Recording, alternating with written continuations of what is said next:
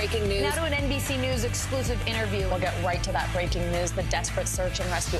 Our team is live all across the path of destruction tonight. People say the town is gone. Do you see it that way? Absolutely not. Nearly 200 firefighters responded. What you see on the tablet here is what we see in real life on the street. 2022 midterms, the battle for Congress and the fight for control of State House. In our special County to County series, we're checking out key battlegrounds ahead of the midterms. We are talking elections. I'm in a battleground state. Meet the Press Election Night special. It is a big night. Let's take a look at what else is making news around the world. The escalating tension between Ukraine and Russia. They worry that Russia is not negotiating in good faith. Let's zoom out a bit to our changing climate. I'm not asking you to predict the future, but what do we think that the new normal is going to be? We begin with the pandemic today. Have you seen a demand for mental health services increase among Latinos? Raise your hand if you have had enough of COVID. A piece of space junk is on a collision course with the moon. It does matter. It is significant. Why? We're here to try to start conversation. A lot to talk about as we continue our rolling coverage. We're coming on the air with the news. NBC Scoop. Bringing the news to you is not only a job,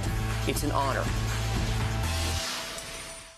Good morning, I'm Joe Fryer. And I'm Savannah Sellers. 2022 is off to a busy start. Winter's wrath causing headaches from coast to coast. It's been really incredible to see how quickly volunteers started to help with the cleanup efforts. Morning News Now, streaming weekdays at 7. Hallie Jackson Now, weekdays at 5 on NBC News Now. What happened here is a story of loss and salvation. There were residents who hung on for dear life. This is where you took shelter, in this closet. I took shelter right in this closet right here. Rioters banged down one of the doors. Have you found a way to reconcile it a year later? It really hurt to see this place that I love so much treated with such disrespect. Was it an act of cleaning or an act of healing?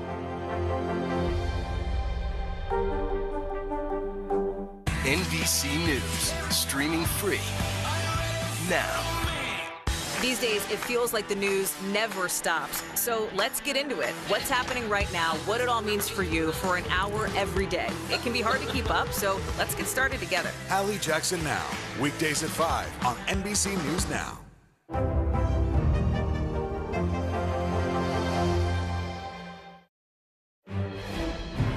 Look, the bottom line is we have to be strong and vigilant in every area. Putin, who knows what the heck Putin will do, but we have to be able to fight back on defense and on offense. Okay.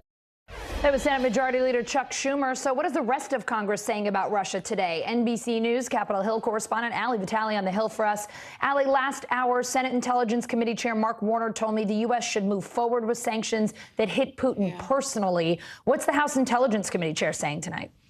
Yeah, Warner not the only person saying that, but also leveling the claim that it might not change Putin's actions over the next 48 hours either. That's something that we heard from President Biden as well when he spoke just a few hours ago, talking again about doubling down on sanctions, but saying that it might not change Putin's calculus here. It's also what you're hearing from people like Chairman Adam Schiff as well, saying that that's certainly an option that needs to be on the table. But this is the explanation that he offered for why Putin is doing what he's doing. Take a listen. I think it's the result of a Kremlin dictator terrified of the development of democracies on his border, showing the Russian people that they can enjoy a better quality of life than under the despotism of Vladimir Putin.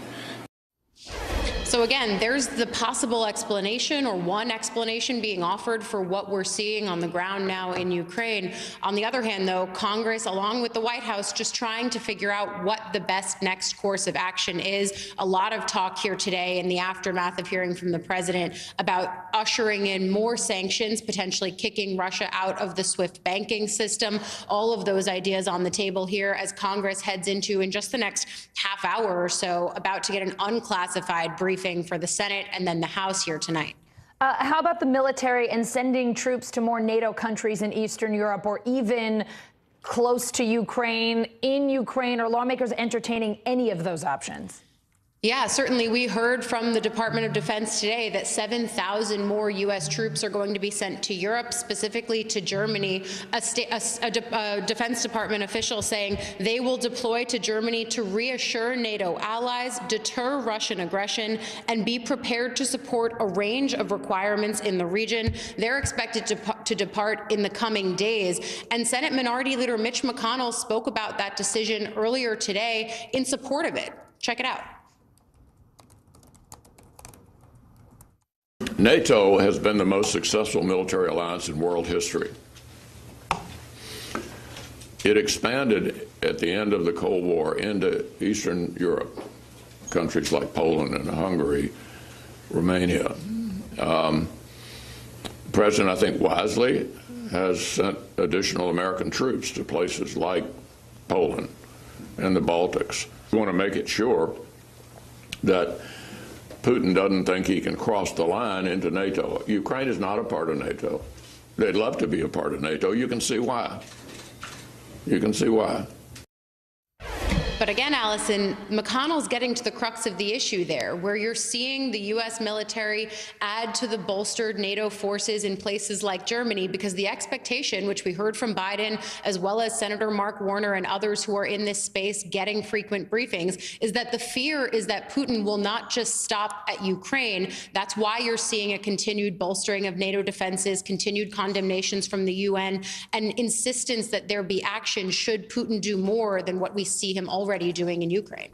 Allie, lawmakers are all pretty much in agreement over sanctioning Russia, but there are disagreements on which ones. Are there particular areas where they are butting heads? Yeah, disagreements around the idea of potential secondary sanctions. When the Senate was trying to do something in bipartisan fashion before they left town last week, because again, they're on recess here. They're all kind of scattered to the winds, whether they're overseas on CODELs or whether they're in their home states. There was a push to try to do something in bipartisan fashion. Where it sort of fell apart was both on the timing. There were some who wanted to see sanctions put in place even before an invasion. Others who wanted to see those sanctions only snap into place if they were triggered by an invasion. That was one point of disagreement last week. The other point of disagreement, though, was, for example, over secondary sanctions, which Republicans wanted to include, but Democrats did not want to include. Democrats, for example, wanted to include the SWIFT banking sanctions that we're now talking about. So there were some points of disagreement, but in hearing from both of the senators, Risch and Menendez, who were leading the charge on that, it does seem that there's renewed momentum there in trying to do something in bipartisan fashion once they get back into town. There's also talk about a supplemental spending bill. We're likely to hear more about that after the unclassified briefing that these senators and House members get in just a few minutes here. All of that on the table as the Senate and the House look at what's happening in Ukraine and also look to next week when they're back in town and actually start putting pen to paper on some of these issues. Allie Vitale on the Hill, thank you so much. Thanks. Coming up, the market's turning it around today. We'll look at stocks' stunning reversal and how the Russian invasion of Ukraine affects your money after the break.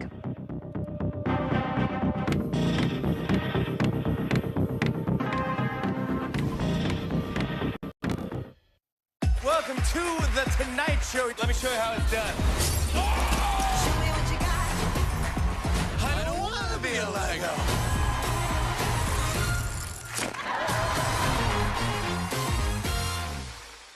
Hey everybody, it's Hoda Kotb from the Today Show. I am so excited to tell you about my new podcast, Making Space with Hoda Kotb. I sit down with some incredible people and we'll hear some uplifting stories. Listen to Making Space now on Apple Podcasts. The fire has grown leaps and bounds. What you see behind me is typical. How you doing? Oh, pretty bad. In the City of Angels, two kindly old ladies wanted to help homeless men get off the streets forever. And so they did. Listen to The Thing About Helen and Olga, the new podcast from Dateline and Keith Morrison. Ooh, the answers come when you need them most. Ooh, let it go. The Today Show's newest fan. A little Al Roker. What am I doing here? This is your moment,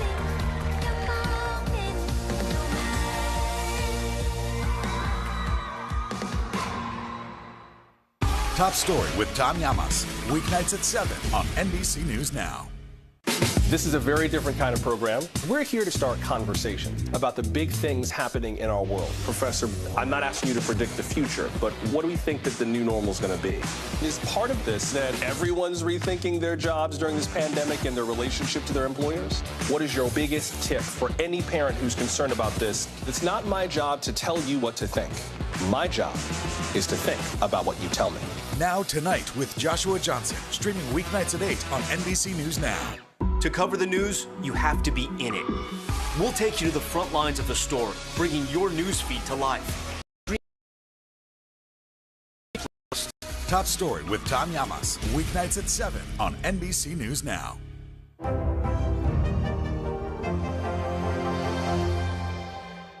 Top Story with Tom Llamas, weeknights at 7 on NBC News Now.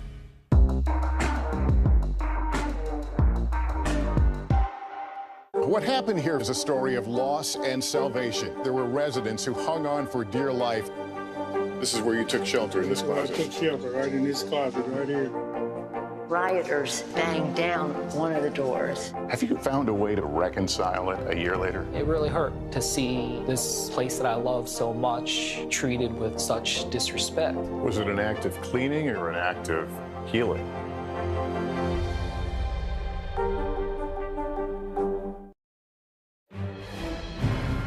Wall Street making a big recovery this afternoon. Just take a look at the Dow closing up 92 points there. It was down more than 850 this morning on news of Russia's invasion of Ukraine.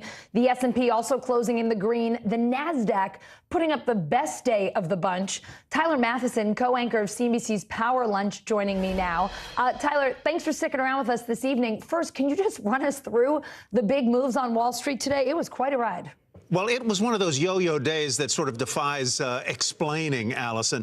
In truth, the markets, as you said, began the day way off. It was almost like there was a gasp, kind of an audible gasp where people inhaled when what was happening in Ukraine became clear to them. And then slowly throughout the day, they tended to exhale just a little bit. And bit by bit by bit, the markets turned around and ended the day higher. Why? Well, maybe because they were adjusting their minds to a new reality on the ground in the world. Maybe it was that President Biden's sanctions weren't quite as biting as some had feared, specifically the fact that he did not ban, or the allies did not ban Russia from taking part in what's known as SWIFT, which is a payments system, nor did he interfere with Russian exports of oil and natural gas to Europe. Who knows? But whatever, you saw one of the starkest turnarounds, Allison, that we've seen in a long time. At one point, the Nasdaq was down 3.5%. It ended up by 3%. As you pointed out, at one point, the Dow was down 850 points. It ended up 92. It was one of those days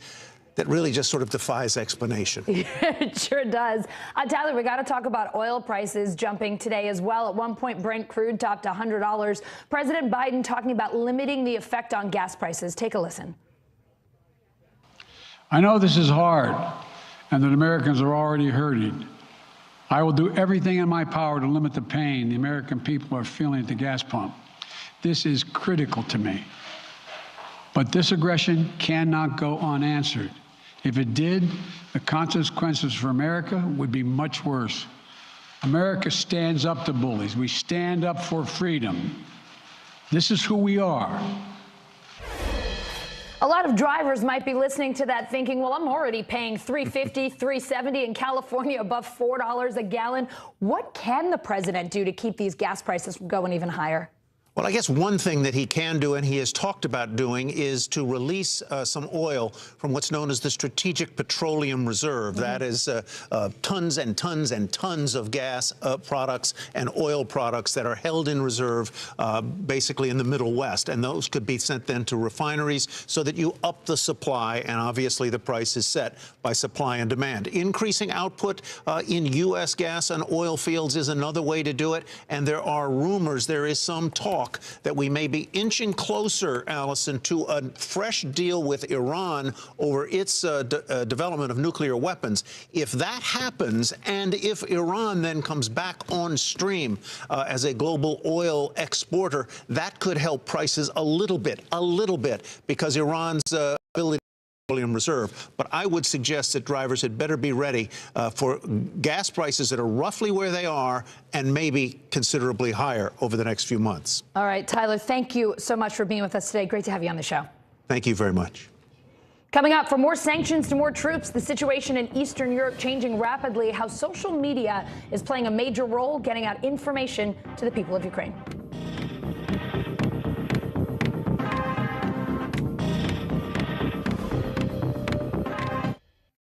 News is more than a headline. It informs, it inspires, and it still matters. To cover it, you have to be in it. And that's what we're going to do. Every night, we take you to the front lines of the story, where it's actually happening, with NBC News journalists on the ground from all over the world. We cover what you need to know and bring your newsfeed to life. In primetime and streaming live, it's your news playlist every night. Top Story with Tom Llamas, weeknights at 7 on NBC News Now. News is happening now. Look at what's making headlines around the world. We're coming on the air with breaking news. This is a significant moment. Whenever it happens, wherever you are, NBC News, streaming free now. News is happening now. Look at what's making headlines around the world. Whenever it happens, wherever you are, it's here now. Let's go.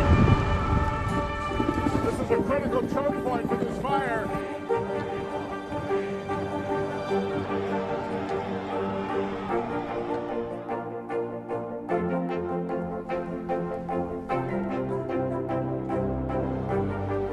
Unnecessary, unjustifiable, illegal.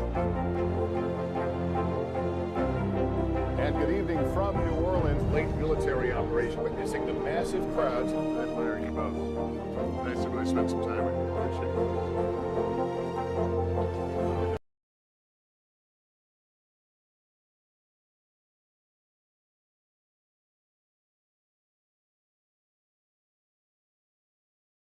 Executing an invasion. That's the feeling here on the ground, that the U.S. should do everything that it can to stop this invasion, certainly when it comes to sanctions. The Russian economy, if you listen to Russian state TV, they'll say, well, they're prepared for the sanctions, that they've distributed the wealth a little bit differently. But, these sanctions, certainly the president hopes they're going to be biting. I know that people wanted that SWIFT transaction to go through. That's a high sort of profile one, transferring money internationally, the president holding back on that, clearly walking a fine line between, punishing the Russian economy and not having it flare back on the U.S. economy. Cal, you were telling us earlier today about the backups of Ukrainians trying to leave the country. Do we have a sense of where in particular they're going and what Ukraine's neighbors are saying about taking them in? Yeah, so we've got that sort of exodus that started in Kyiv, early this morning when those explosions began, and then the highways were immediately jammed up. So you at the very beginning had a traffic issue, and then it becomes a petrol issue. The gas station lines are getting longer and longer. The lines at ATMs are getting longer and longer, and add to that cyber attacks that may prevent you from getting money at all. So, best case option is you get to Lviv, but there's not a lot of space in this city. I mean, the hotels are booked. It's not just journalists. You do have diplomats from all over the world. You have security officials. So there's no space. They're going to try to clear up dormitory room for any internally displaced people, but it's going to be very difficult. So your other option then is to keep going to Poland. Well, last we checked, there was about a 3-kilometer backup, almost 2-mile backup at the Polish border. And then entering it can be quite difficult. We're in the middle of a pandemic. The Polish government has said they're going to drop the requirement for testing for Ukrainian citizens. But if you don't have a test, you'll have to quarantine. So it's proving to be very difficult to get out of the country. And of course, the fear is as this widens, if it widens, it'll only get more difficult, Allison. All right, Cal Perry, who has come inside because they're asking everyone in Lviv to create blackout conditions there for safety. Hope you and your crew stay safe tonight, and thank you for all of your work for us today. Thank you, Allison. Sirens signaling air attacks in Ukraine coming up, the chilling moments in Kyiv overnight when the Russian invasion started.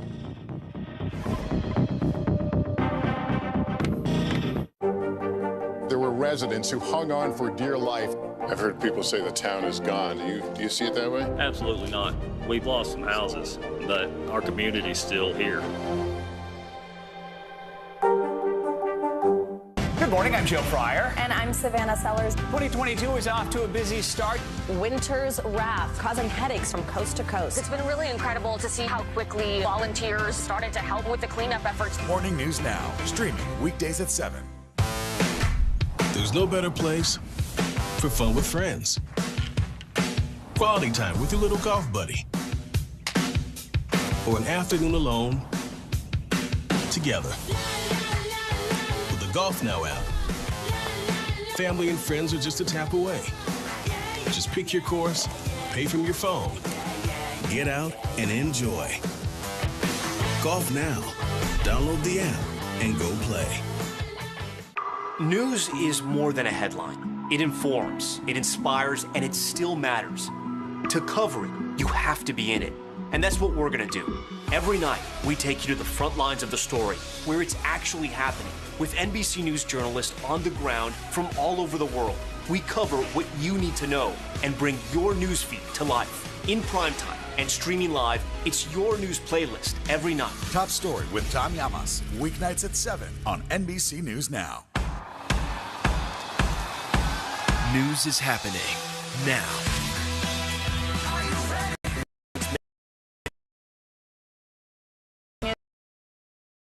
Whenever it happens, wherever you are, NBC News, streaming free now.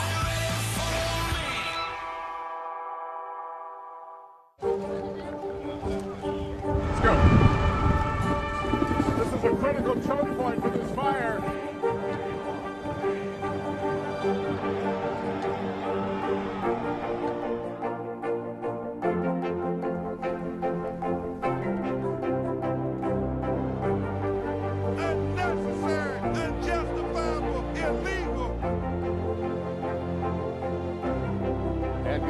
From New Orleans, late military operation witnessing the massive crowds. I admire you both. Nice to really spend some time with you. Appreciate it.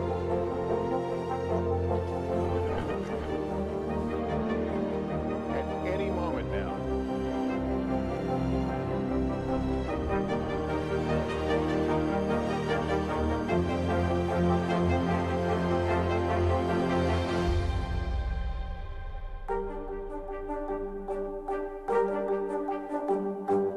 What happened here is a story of loss and salvation. There were residents who hung on for dear life. This is where you took shelter, in this closet. I took shelter right in this closet right here. Rioters banged down one of the doors. Have you found a way to reconcile it a year later? It really hurt to see this place that I love so much treated with such disrespect. Was it an act of cleaning or an act of healing?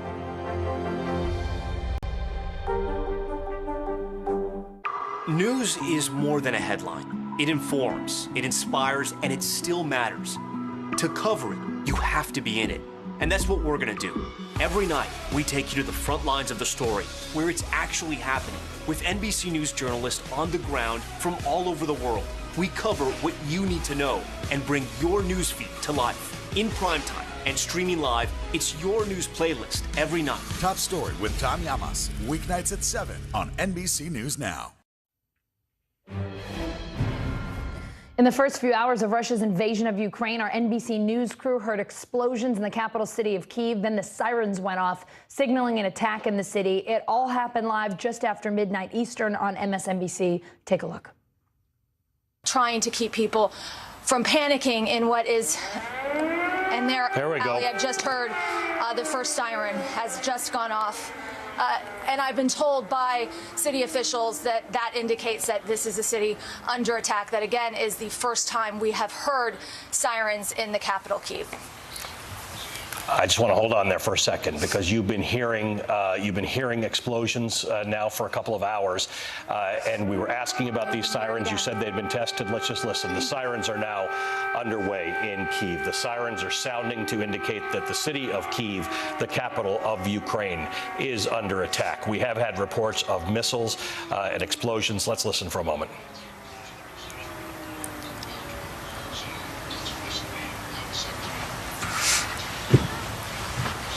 All right, those are the sirens we had been listening for. Aaron, stand by for a second. I want to go to Richard. There we go. There's the sirens again.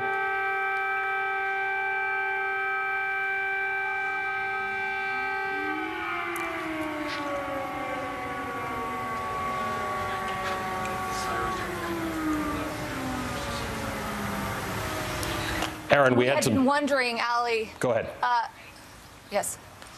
No, we had been wondering why we hadn't heard sirens. We all heard the explosions. We were wondering where the sirens were. I've been told by city officials that they had tested this system earlier in the week. They said it was working, and now hours into this attack, we are now hearing this siren system alerting people that this attack is underway. Ali. Social media showing us in real time how Ukrainians see Russia's invasion. NBC News social news gathering reporter Bianca Britton joining me now.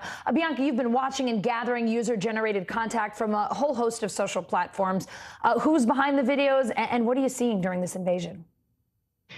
Hey, Alison. Yeah, that's right. So our team's been monitoring Russia's movements for weeks now as it was edging closer and closer towards the Ukrainian border. But obviously with the huge escalation overnight, we've seen so many more videos and pictures being shared on social media platforms from Facebook, Twitter, Instagram, and TikTok. Now, you know, these videos are being shared by ordinary people who are witnessing tanks, armored vehicles, and helicopters pass by their homes or as they drive along highways. And even, you know, 2 Ukrainians I spoke with today said they just couldn't believe what was happening in their country. How do you verify what you're seeing online? How do you check whether what's posted is real or fake? So, you know, this is the biggest challenge, making sure that NBC News doesn't air anything that is fake or fabricated. The thing is, though, with any video or picture that is shared online, there are lots of clues that can tell us about exactly where it was filmed. You know, street signs are an obvious one, but we can also look for buildings that stand out, that are a particular color. Public squares can help us geolocate things to a certain area. And it's also really helpful if people are talking in the background of a video. Sometimes they'll mention where it's happening, or at the very least, we can find out what language they're speaking. But, you know, unfortunately, a lot of this stuff is reshared quickly and often through private messaging apps. So it's really difficult to trace it back and speak to the person who filmed it. But, you know, if we're suspicious that something might be old or it just doesn't quite match to what, you know, we're seeing elsewhere, we can, you know, we can run screenshots through Google reverse image search and check, you know, if maybe this is an old video that's been shared from, say, Syria or something in the past. Bianca, I know Google Maps uses signs to help geolocate their videos. What other tools do social media companies use, and how tough is it to verify videos and posts using those kinds of techniques in the middle of a war or an attack? Yeah, and you know, it's a tricky thing when things are changing by the minute. In the order to quickly verify things, we use Google Maps, we use satellite imagery, and you know, Street View. They're our best friends. You know, for this particular video, we saw tank in this video, and we could see we had chatter that it was happening in Kharkiv, but you know what gave this away and what made us find out what location it was in was exactly that landmark in the background. And actually that says Kharkiv in the background. And so using that, we could find it on Google Maps and we could match all the roads around it. And we could really geolocate where exactly that tank was and where all the other vehicles were around it. And, you know, there was another video as well where, you know, we heard reports that helicopters were flying around this region near the airport. But what really gave it away for this one is that island in the middle of that, in the middle of the water. We were able to quickly look on satellite imagery, pick that up because, you know, it really stands out that kind of curved nature of the island. And so we could really quickly pinpoint where that video was filmed from on top of that hill and match the location on satellite imagery.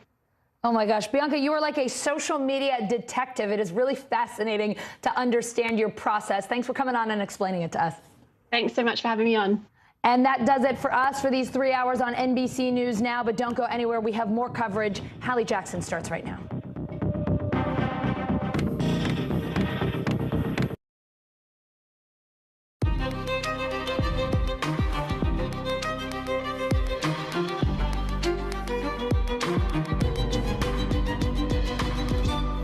We're coming on the air as the world watches a war unfold, basically live on TV, in what could be the biggest crisis point in Europe since the end of World War II. And tonight, our mission over the next 60 minutes is to be crystal clear about what's happening now, what's happening next, and what it means for you. So here's what you'll see in this show, starting on the ground in Ukraine, where senior defense officials tell NBC News Russian troops are moving closer to the capital of Kyiv, could even target government buildings there. We're going to take you live inside a country under martial law, law and a new curfew.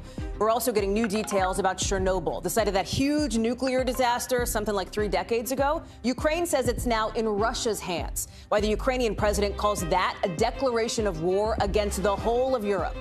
And so now President Biden's trying to hit the Kremlin hard, right where it hurts, in the wallet, with another round of penalties against big Russian banks and rich people close to Putin. But the president's leaving a couple big things on the table. We'll explain why, and why even some in his own party think he should go further.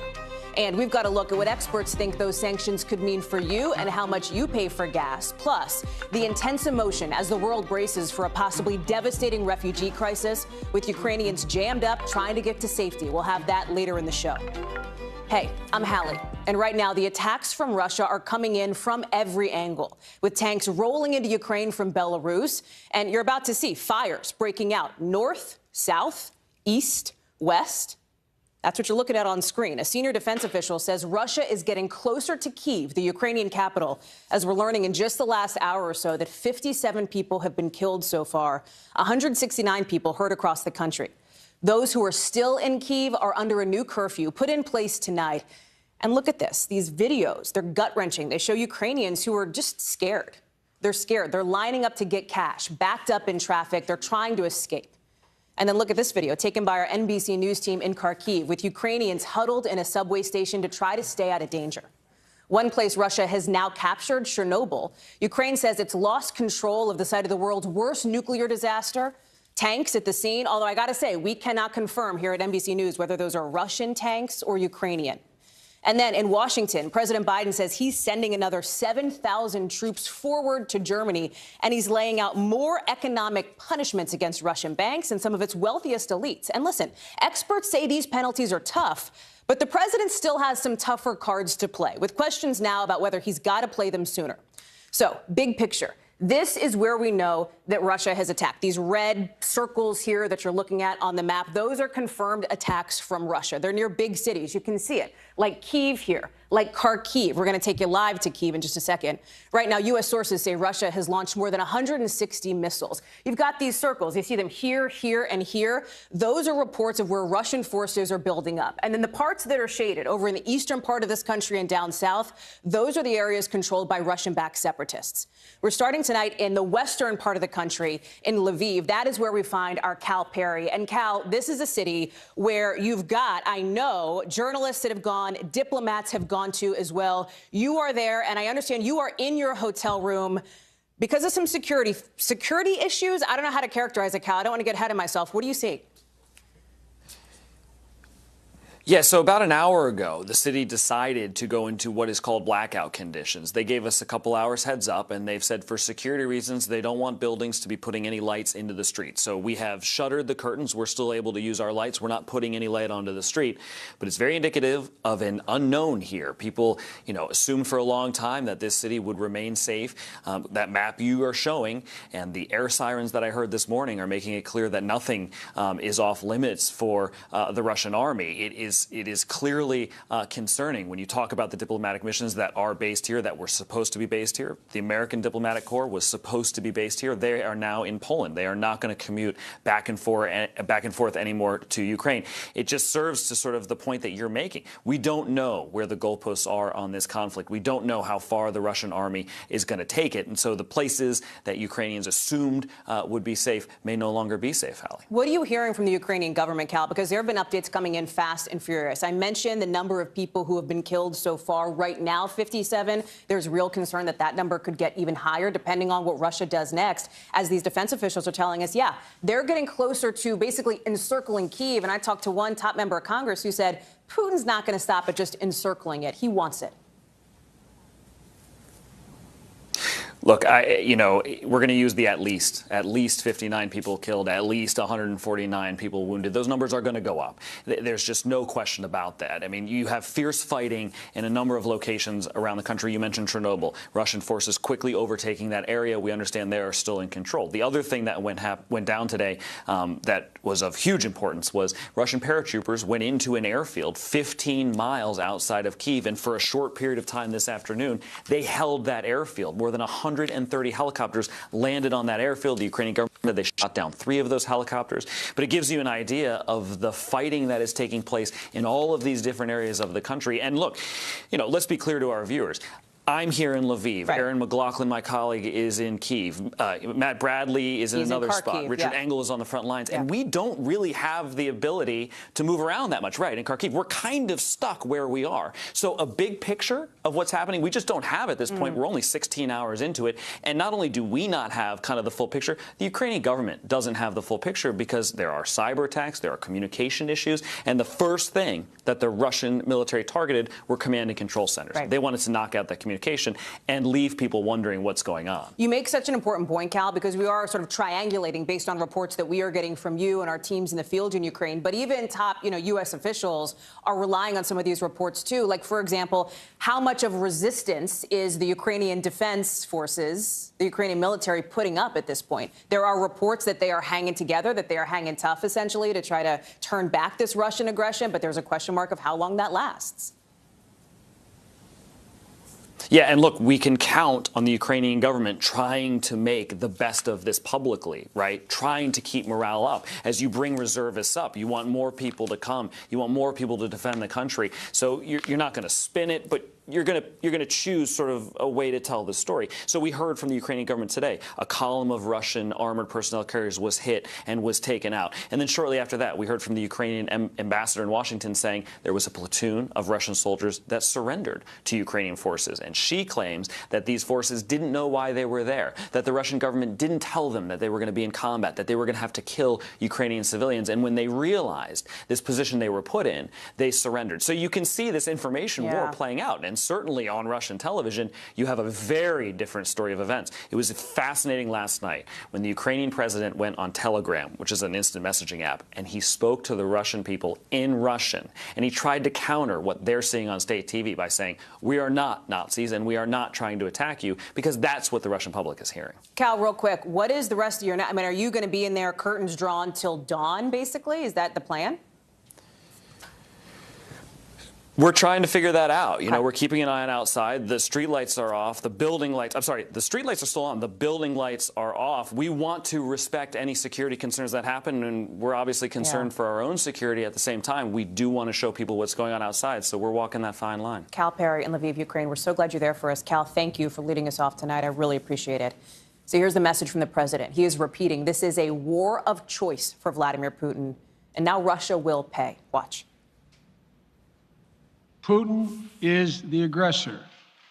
Putin chose this war, and now he and his country will bear the consequences. And so let's talk about what those consequences look like from the White House. There are now economic sanctions, basically punishments, on all 10 of Russia's biggest banks, adding up to about 80% of the country's banking assets. That's a lot, right? The president's also restricting Russia's ability to buy tech that would help their defense, their aviation sectors. And then he's punishing members of Putin's inner circle, basically cutting them off from the U.S. altogether. The president's also not ruling out sanction Putin personally, although he hasn't taken that step yet. And all of this is on top of a whole mess of sanctions the U.S. already put in place 24 hours ago, including on a key gas pipeline. But it doesn't include anything that would block Russia's access to something called SWIFT. This is a system, it's European-based. It's let international banks essentially talk to one another and exchange money.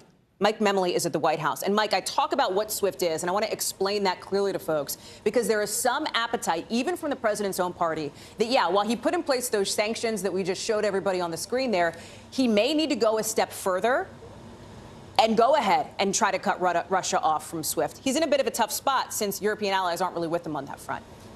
Yeah, that's exactly the issue, Hallie, because as you say, some of the president's fellow Democrats want him to do that. You know, most Republicans are calling for him to do far more than he's doing. And yes, even the Ukrainians have made it clear they think that this is a step that the president should have taken by now. So why hasn't he done it? The president has been very clear throughout this process that he's moving as far as he can with unanimity among our allies. So he's taking the strongest steps he can while bringing everyone along with him. I think the big question, of course, is what happens next? If Putin escalates further, is there more political pressure to be borne on him, on our allies to go further? I think that's part of the calculation here as well. You want to always keep some options in reserve so that if Putin continues to escalate, you have other weapons to play here. But this is the clearest illustration yet of where some of the disconnect remains among our allies about how to respond. So the president delivered these remarks to the American people this afternoon after I think many people were up kind of all night long watching these developments. It turned into kind of a news conference, and our own Peter Alexander, our friend and colleague here at NBC News, pressed him about, I think, an important question. I want to play that exchange. Respectfully, sir, what more are you waiting for? Specifically, with the sanctions we've imposed exceed SWIFT. The sanctions we imposed exceed anything that's ever been done. The sanctions we imposed have generated 2/3 of the world joining us. They are profound sanctions. Let's have a conversation in another month or so to see if they're working. The president's basically saying there, give us time. These sanctions are really tough. You know, there might be some Ukrainians looking at that going, hey, Putin's attacking us now. He's encircling Kyiv. He's getting closer to Kyiv now. But, Hallie, I'll tell you why I found that answer so interesting, because when you and I were talking yesterday on your other show on that other network, there were two briefings happening at the same time. One at the White House with Jen Psaki. She was pointing at a graphic behind her about the ways in which Russia's already fragile economy was coming under further strain, inflation going up, foreign investment drying out.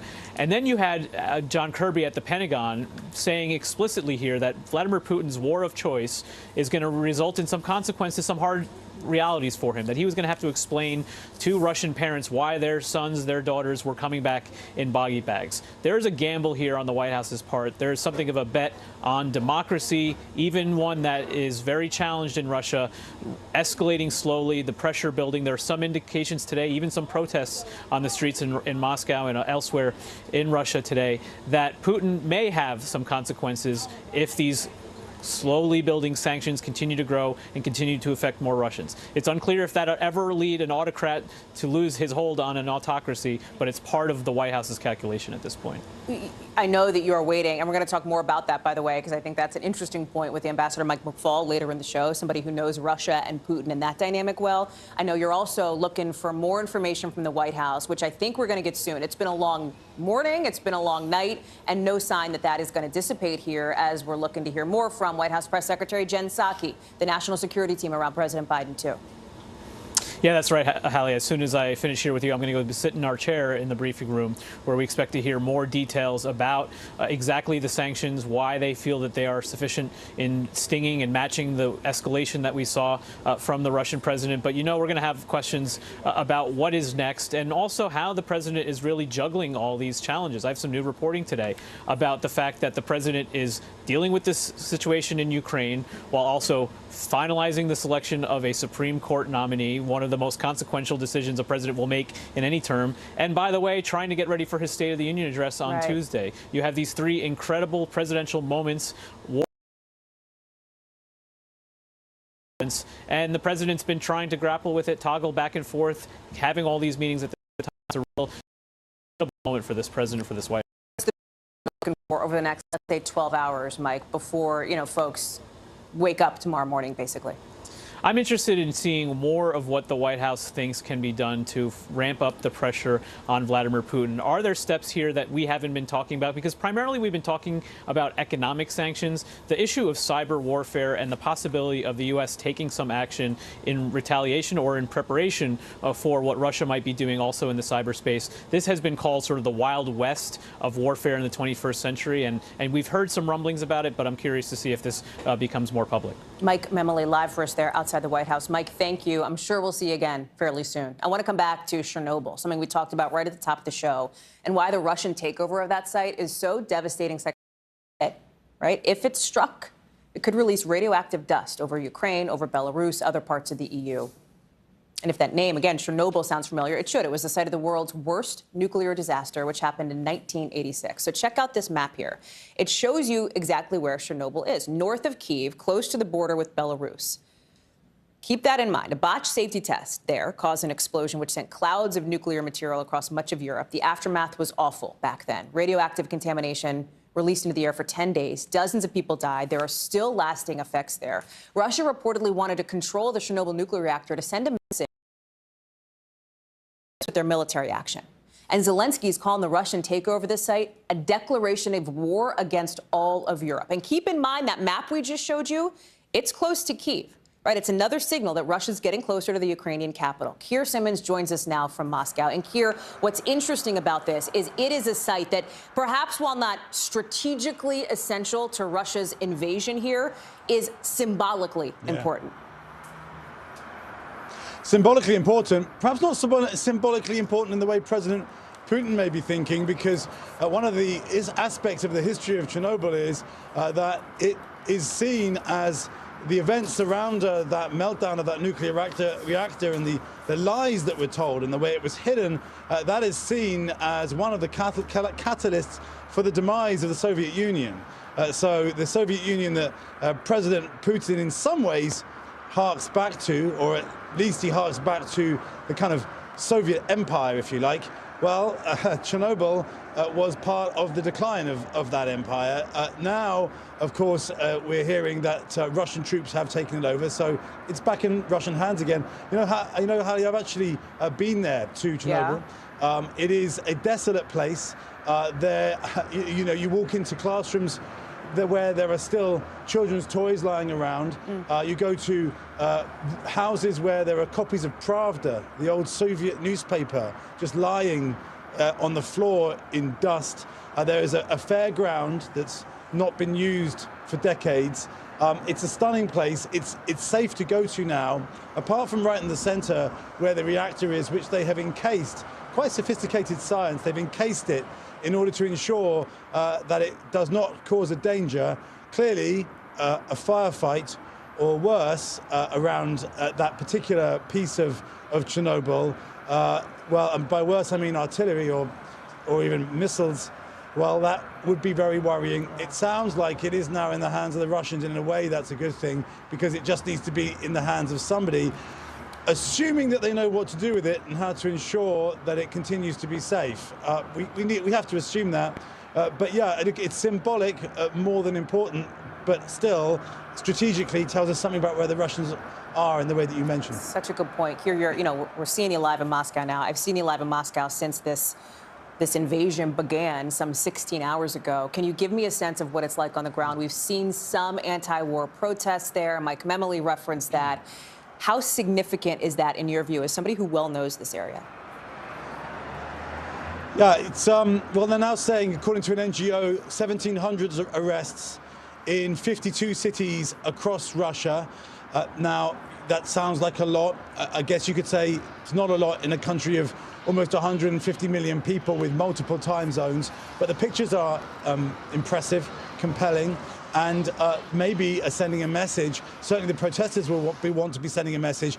And by the way, any protests in Russia have a certain kind of impact, because everybody knows the work that has been done to crush any opposition, including, of course, Alexei Navalny, who continues to be in a prison in Russia, and actually just before this conflict started was back in court facing a potential extension of his prison sentence of 15 years. So, yeah, protests, sending a message to President Putin. Question is President Putin listening? I suspect not. That's right. Keir Simmons, live for us there in Moscow. Keir, thank you very much for being up for us. We're going to keep talking about what's going on with this Ukrainian crisis, but we have news just into us, literally in the last 5 minutes, breaking here at home. And it involves that jury in St. Paul, Minnesota, finding 3 former Minneapolis police officers guilty of violating George Floyd's civil rights. This is a trial we had been watching. Prosecutors have said that Alexander King, Thomas Lane, and Tu Tao, who were all at the scene when former officer Derek Chauvin pressed his knee into Floyd's neck, killing him, chose to do nothing. The defense had said the officers were not trained properly to intervene, claimed they did try to help. I want to bring in now, who is live in St. Paul, Shaq Brewster, here for us for NBC News. Shaq, I know this has just all developed. This verdict was just read out. Bring us up to speed. Yeah, Hallie, this jury took about 13 hours over the course of 2 days to reach this unanimous verdict. You read it.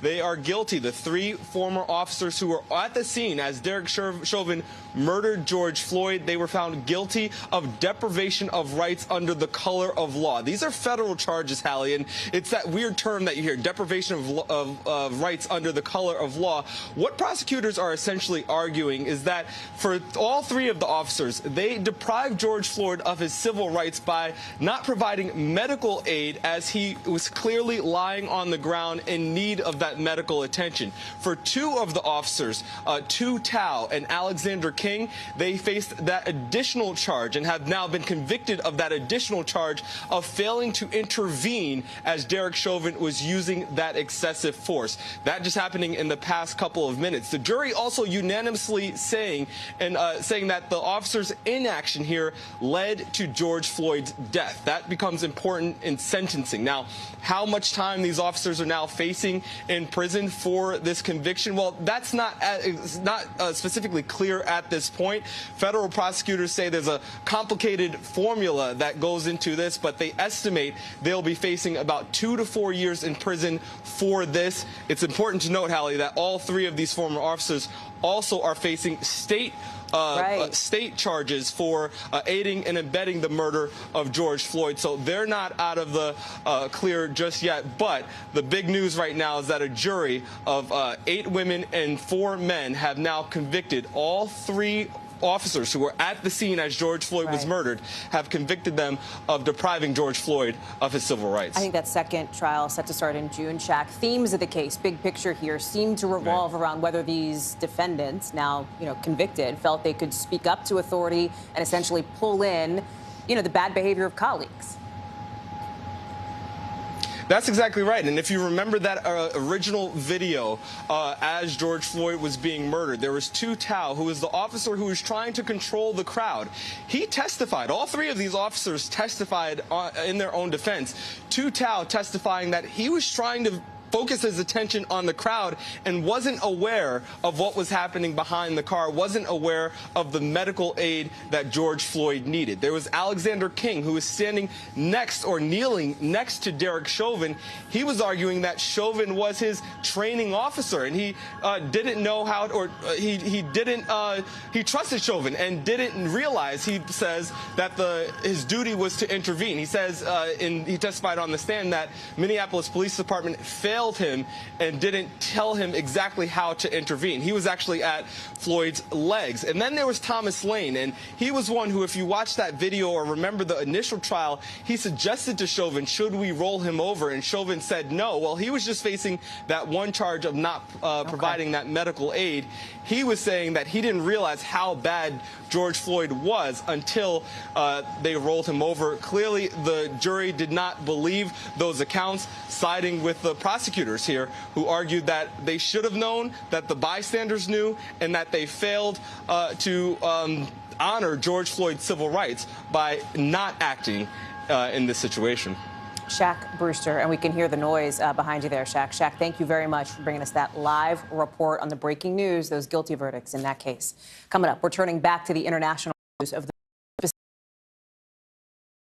huge storm makes its way east. We've got the 5 things, and that's one of them. Next.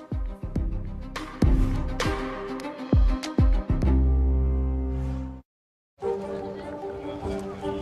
go. This is a critical choke point for this fire.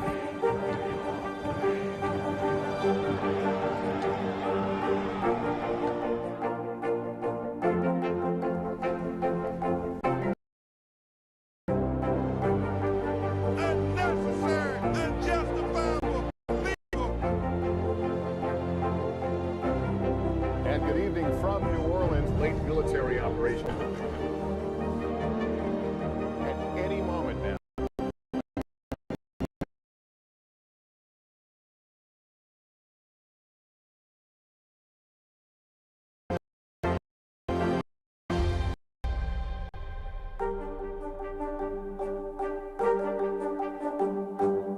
To cover the news, you have to be in it. We'll take you to the front lines of the story, bringing your news feed to life. Streaming live every night. It's your news playlist. Top Story with Tom Llamas, weeknights at 7 on NBC News Now. Nearly a dozen hours after the eye roared ashore. There is some late-breaking news. All right, The fire has grown leaps and bounds. What you see behind me is typical. How you doing? Pretty bad. These days, it feels like the news never stops. So let's get into it. What's happening right now, what it all means for you for an hour every day. It can be hard to keep up, so let's get started together. Hallie Jackson Now, weekdays at 5 on NBC News Now. News is happening now. Look at what's making headlines around the world.